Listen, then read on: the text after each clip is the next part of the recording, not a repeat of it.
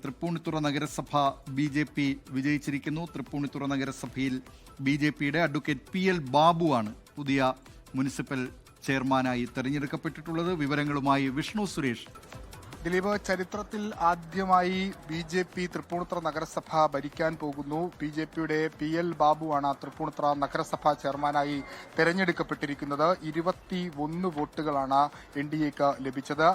LDF സ്ഥാനാർത്ഥിയായി മത്സരിച്ചത് KT Akhil Das ആണ്. അഖിൽദാസിന് 18 വോട്ടുകൾ ലഭിച്ചു എന്നുള്ളതാണ്. 2 വോട്ടുകൾ അസാധുവായി എന്നൊരു അനൌദ്യോഗിക വിവരം ലഭ്യമാകുന്നുണ്ട്. അല്പസമയത്തിന് തന്നെ അതിലൊരു സ്ഥിരീകരണം ലഭ്യമാകും. 2 റൗണ്ടുകളായാണ് മത്സരം നടന്നത്. ആദ്യത്തെ റൗണ്ടിൽ UDFും LDFും NDA മത്സരിച്ചു. UDFന് 12 വോട്ടുകൾ ലഭിച്ചു. അവർ ആദ്യത്തെ റൗണ്ടിൽ നിന്ന് രണ്ടാമത്തെ റൗണ്ടിലേക്ക് യോഗ്യത ലഭിച്ചില്ല. പിന്നീട് രണ്ടാമത്തെ റൗണ്ടിൽ LDFും NDAയും തമ്മിലായിരുന്നു പോരാട്ടം. BJPക്ക് 21 സീറ്റുകളും LDFന് 20 സീറ്റുകളും ഉണ്ടായിരുന്നു.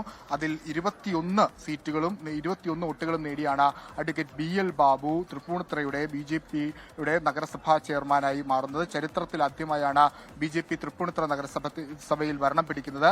2020 15 സീറ്റുകൾ BJPക്ക് ഉണ്ടായിരുന്നു. പിന്നീട് നടന്ന ഒരു ഉപതെരഞ്ഞെടുപ്പിൽ ഇടതുപക്ഷത്തിൽ നിന്ന് 2 സീറ്റുകൾ കൂടി പിടിച്ചെടുത്ത് 17 സീറ്റായി അത് ഉയർത്തി. അന്ന് മുതൽ തന്നെ ഒരു A ക്ലാസ് നഗരസഭയായി BJP തൃപ്പൂണിത്തുറയെ കണ്ടിരുന്നു. ആ തൃപ്പൂണിത്തുറ നഗരസഭയിൽ പിന്നീട് അതുമായി കേന്ദ്രീകരിച്ച് നഗരസഭാ ഭരണം പിടിക്കാനുള്ള രീതിയിലുള്ള പ്രവർത്തനം BJPയുടെ ഭാഗത്തുനിന്ന് ഉണ്ടായിരുന്നു. അങ്ങനെയാണ് 17ൽ നിന്ന് ഇത്തവണ അത് 21ലേക്ക് മാറിയത്. BJP സ്റ്റാർ ക്യാമ്പയിനേഴ്സിനെ ഇറക്കി സംസ്ഥാനത്തുടനീളം നടത്തിയ പ്രചരണത്തിൽ ഏറ്റവും പ്രാധാന്യം നൽകിയ ഒരു നഗരസഭയായിരുന്നു ഇത്. സുരേഷ് ഗോപിയും രാജീവ് ചന്ദ്രശേഖരും ഒക്കെ നേരിട്ട് എത്തി ഏകോപനവും അതോടൊപ്പം നേതൃത്വമൊക്കെ നൽകിയ തെരഞ്ഞെടുപ്പ് പ്രചരണമാണ് ഇവിടെ നടത്തിയത്.